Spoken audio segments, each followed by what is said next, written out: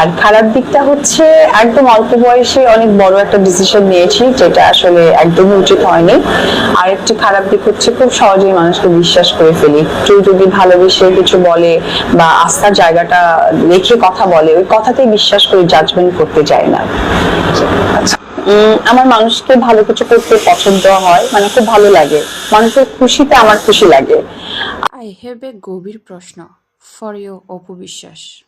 অল্প বয়সী শাকিব খানকে বিয়ে করা যদি আপনার জন্য ভুল হয়ে থাকে, তাহলে বুড়ো বয়সে এসেও শাকিব খানের পিছু ছাড়ছেন না কেন? এই প্রশ্নের উত্তর কি আপনার জানা আছে? ভুল তো ভুলই হয়, সেটা অল্প বয়সে হোক কিংবা বুড়ো বয়সে হোক।